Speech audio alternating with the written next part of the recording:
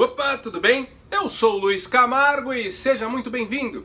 Após o pronunciamento aí do Bolsonaro neste domingo, muitos jornalistas se indignaram com as orações e as referências cristãs do nosso novo presidente. A Miriam Leitão, do Globo News, disse que as orações lhe causaram um pouco de preocupação e que a separação de Estado e Igreja é fundamental para a nossa democracia, visto que no Brasil temos um Estado laico.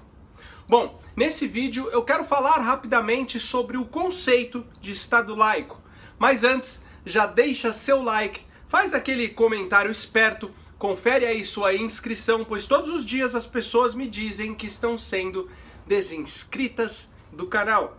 Aproveita e vê também se o sininho está ativo. Então vamos lá.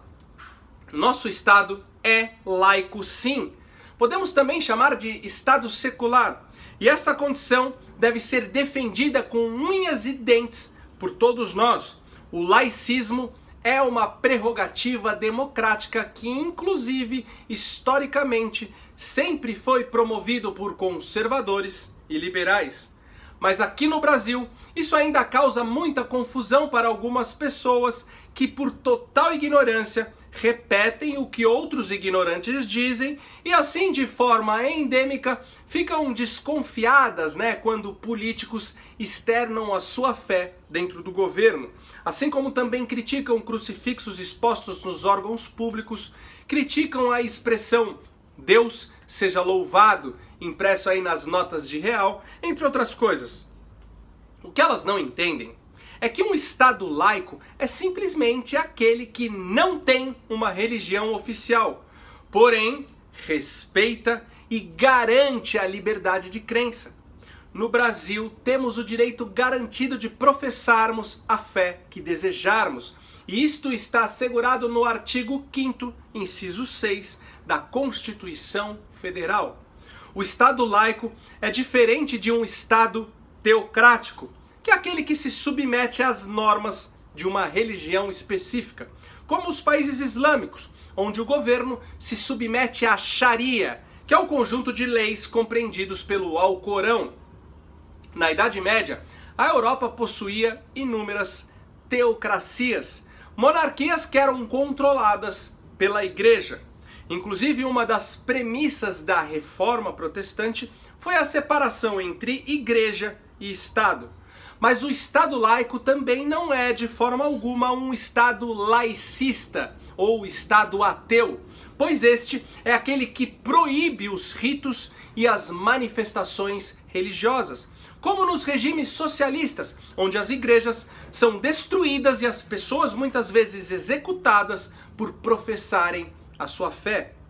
Uma coisa extremamente importante é que, independente aí da sua crença religiosa, ou mesmo que você seja aí um ateu convicto, goste ou não, a civilização ocidental foi erigida à luz do cristianismo. Foi por influência do cristianismo que no mundo ocidental todos os indivíduos passaram a possuir direitos iguais, independente do sexo, raça ou condição social. Se não fosse pelo cristianismo, até a democracia seria algo inconcebível.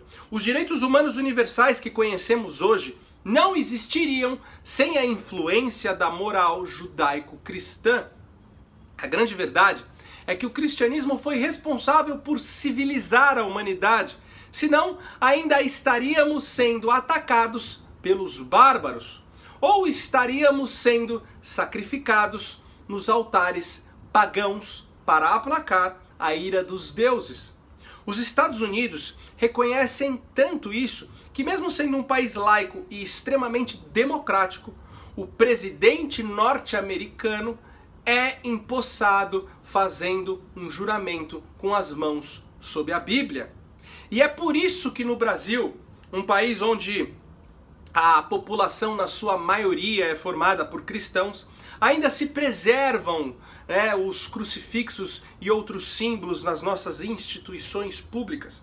Eu sou cristão e um grande defensor da fé, e apesar de gostar da ideia de que cristãos ganhem cada vez mais espaço dentro da política, sou absolutamente contra um governo teocrático, seja ele católico ou protestante. Na antropologia bíblica, Deus criou o homem com livre arbítrio, mesmo aí que na sua onisciência soubesse antecipadamente que faríamos escolhas erradas.